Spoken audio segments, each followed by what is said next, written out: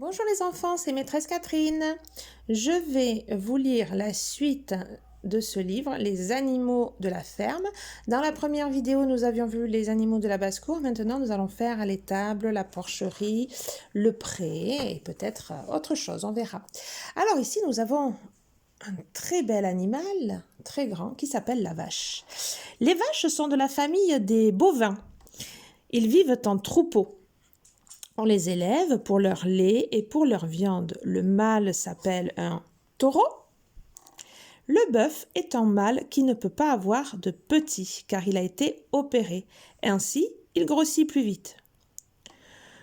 Plus grand et plus fort que la vache, le taureau a des cornes plus grosses. Alors, quand on engraisse les bœufs pour leur viande, on élève les taureaux pour la reproduction, c'est-à-dire pour qu'ils aient des bébés avec les vaches. Ici, on a la vache et là, on voit les mamelles de la vache qui s'appellent le pis. Le lait s'écoule par les 4 trayons. Vous voyez, 4 mamelles ici, c'est par là que sort le lait. La vache ne donne du lait que si elle a un veau. Le veau, c'est le bébé de la vache et du taureau. Une fois que son petit est sevré, c'est-à-dire qu'il n'a plus besoin de lait, elle continue à produire du lait et on le traite.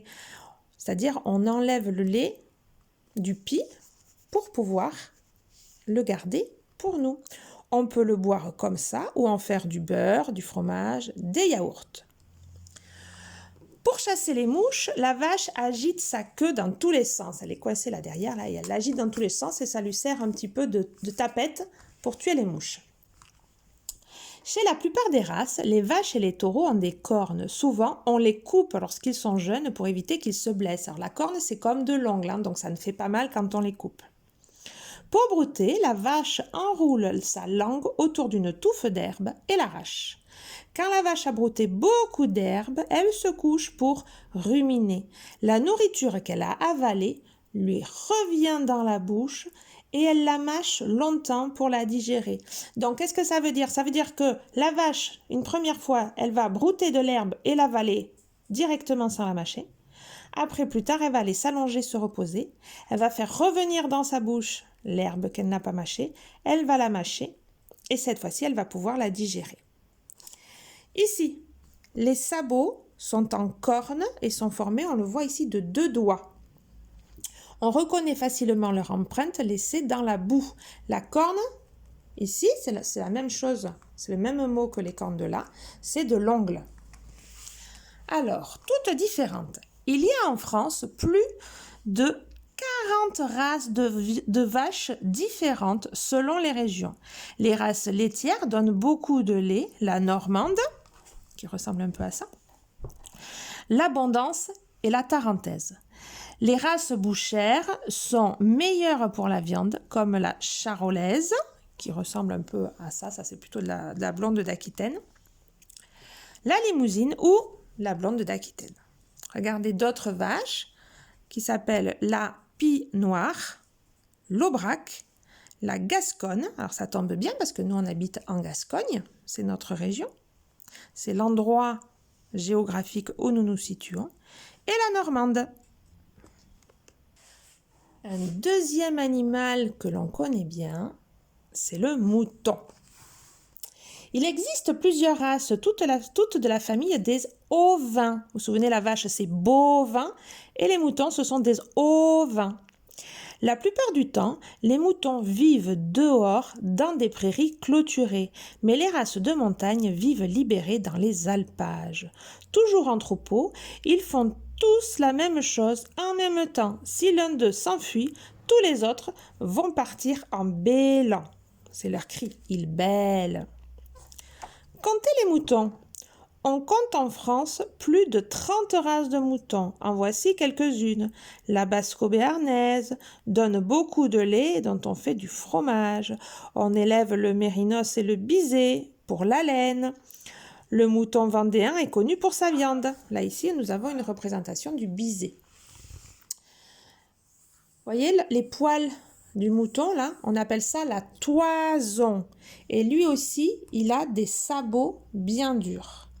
Les moutons broutent toute la journée, mais n'ayant pas de dents, n'ayant des dents que sur la mâchoire inférieure, c'est-à-dire en bas de la bouche, ils ne peuvent pas mordre. Les poils du mouton forment une toison de laine qui pèse de 2 à 3 kg. À la fin du printemps, on la coupe avec une tondeuse. Le mouton se retrouve tout nu, mais la laine repousse vite. Généralement, on coupe la queue des moutons quelques jours après sa naissance. Ce n'est pas douloureux. Ici, le père des agneaux s'appelle le bélier. Il porte souvent des cornes qu'il utilise pour se défendre. La mère des agneaux s'appelle la brebis et n'a toujours pas de cornes. Un autre animal que l'on connaît ici, c'est la chèvre. Le mâle s'appelle le bouc et le petit s'appelle le chevreau. Ils appartiennent à la famille des caprins. On utilise le lait de la chèvre pour fabriquer du fromage. On peut aussi le boire. Quand les petits ont 4 jours, on le sépare de la mère et on le nourrit au biberon. On peut alors traire la chèvre, puis à l'âge de 3 ou 4 semaines, les chevreaux regagnent le troupeau. Grignoter les feuilles des arbres est un vrai plaisir pour les chèvres. Elles choisissent les plus tendres et apprécient aussi les écorces des jeunes arbustes. Si on reprend ici le dessin de cette chèvre, on voit ici, elle a un poil qui est rude, c'est-à-dire qu'il n'est pas très doux, contrairement au mouton. Ici, elle a la mamelle avec 2 tétines pour son bébé. Le chevreau, il est là. Là, elle a 2 petites excroissances qui s'appellent les pampilles et ici dessous, une petite barbe. Le fromage de chèvre. Il existe en France des centaines de fromages différents, aux formes et aux goûts variés. Les fromages de chèvre sont nombreux. On peut les appeler crottins, bûches, cabécous, chèvretines, etc. Ici, regardez cet animal. Plus gros que la chèvre, le bouc a aussi un poil et une barbe plus fournis. Vous voyez comme il a le poil et la barbe longue par rapport à la chèvre, qui a quand même le poil bien plus court. Son odeur est très forte, c'est-à-dire que ça sent quand même un petit peu mauvais. Mâles et femelles peuvent avoir des cornes. Les chevreaux, qui naissent à 2 ou 3 par portée, sont très joueurs. Ils courent, ils sautent, ils font parfois des bonds sur place. Ils aiment grimper et faire semblant de se battre tête contre tête. Et voilà, quel animal avons-nous maintenant? Ce sont les porcs. On appelle le mâle le verrat et la femelle la truie. Les petits sont les porcelets. Tout cela forme la famille du cochon. Le cochon mâle que l'on a opéré et qui ne peut pas avoir de petits est le cochon. Le verrat est le cochon mâle qui peut avoir des petits. Et la truie, c'est la maman des petits porcelets. La truie peut faire plus de 2 portées par an, de 10 à 14 porcelets, c'est-à-dire qu'elle peut avoir au moins 28 bébés dans l'année. Elle a 9 paires de mamelles, c'est-à-dire qu'elle peut allaiter 14 bébés à la fois. Chaque petit tète toujours la même mamelle. Les premiers jours, on place la mère dans un enclos car elle est si grosse qu'elle pourrait étouffer ses petits en se couchant dessus. Les porcelets peuvent aller téter pour qu'ils aient bien chaud, on le voit ici. On les installe sous une lampe à infrarouge, ça leur donne de la chaleur. Le porc est omnivore, c'est-à-dire qu'il mange de tout, graines, fruits, épluchures, petits animaux. Pas si cochon que ça. Le cochon a la réputation d'être sale. Pourtant, les cochons sont naturellement propres. Ils se réservent un coin pour dormir et font leurs besoins ailleurs. Bien sûr, ils se roulent dans la boue, mais c'est pour se rafraîchir car ils ne transpirent pas. Ça leur donne un petit peu de fraîcheur. Donc, ce n'est pas pour se salir. Ici. La peau est recouverte de petits poils, les soies avec lesquels on peut faire des brosses. Ici, on voit les mamelles de la maman truie. Et les porcelets, ici, aiment beaucoup jouer entre eux. Au bout de son museau, ici, le bout est tout plat et il est percé de 2 narines. Le bout de ce museau s'appelle le groin. Maintenant, nous allons voir le cheval. Autrefois, c'est lui qui tirait la charrue et les charrettes.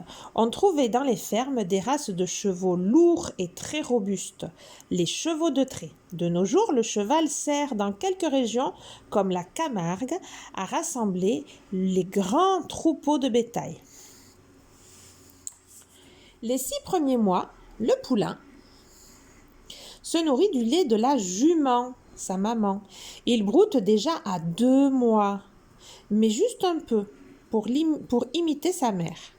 Les talons, c'est-à-dire le papa, c'est le père du poulain. Il vit dans un pré voisin. On ne met pas plusieurs étalons ensemble, car ils risqueraient de se battre. Là, on voit la maman jument, avec ici cette petite frange, ça s'appelle un toupet. Et là, c'est la crinière. Ces longs poils s'appellent des crins et poussent en permanence.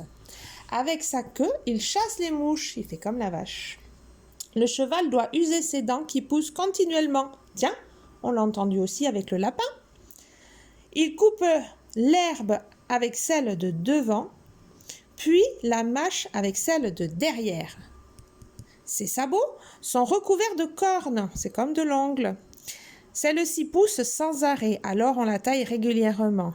Il faut aussi la protéger avec un fer. On met un fer à cheval sous le sabot. Ça lui fait un peu comme une sorte de chaussure. Attention aux doigts. Les chevaux aiment qu'on leur donne des friandises, quartiers de pommes, carottes, etc. Mais on doit toujours demander l'autorisation au propriétaire. Il faut poser la nourriture bien à plat dans la paume de sa main et la présenter sous le nez. Prudence, l'animal ne voit pas bien s'il mord la carotte ou s'il mord les doigts. Donc, avoir les mains bien à plat, parce que si on met les doigts comme ça, il risque de nous mordre les doigts et ça va nous faire très très mal.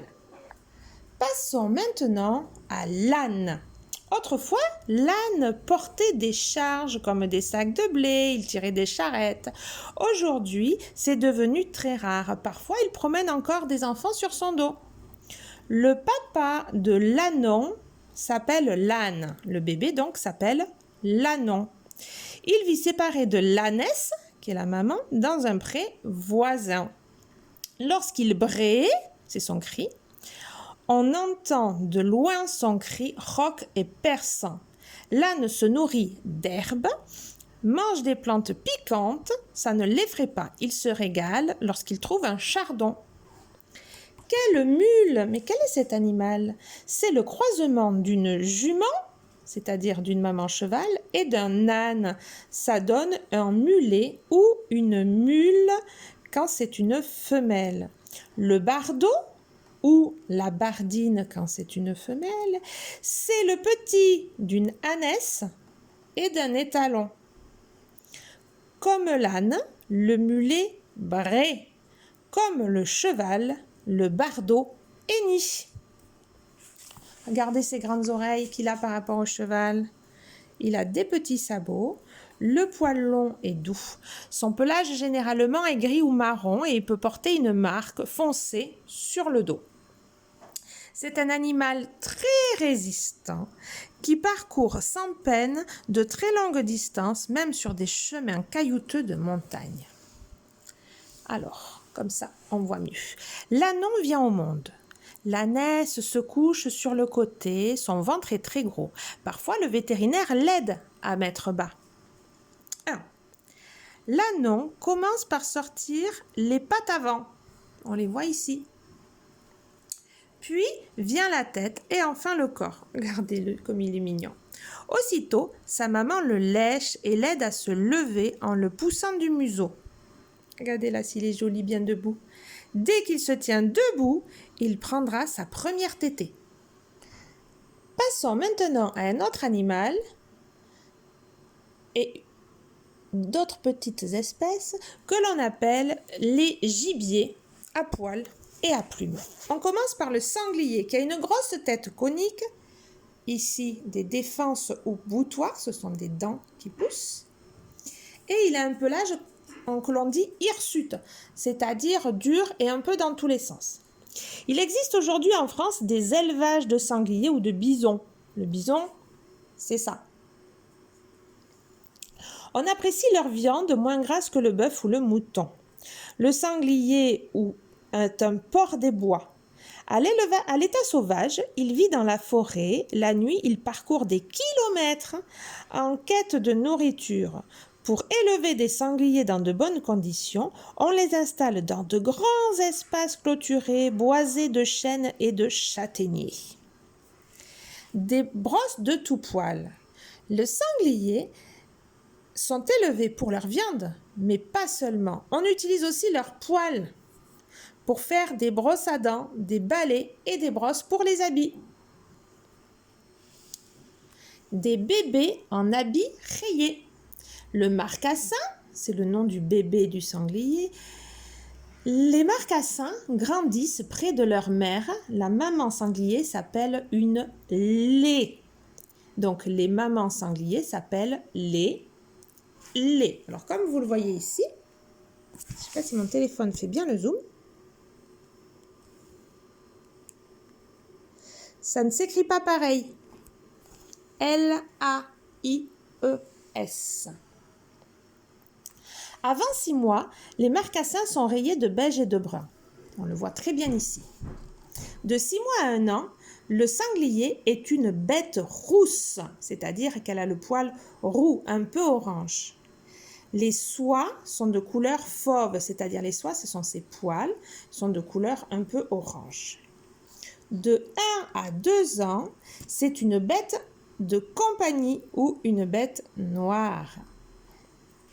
Autre gibier à poils et à plumes. On élève également des faisans.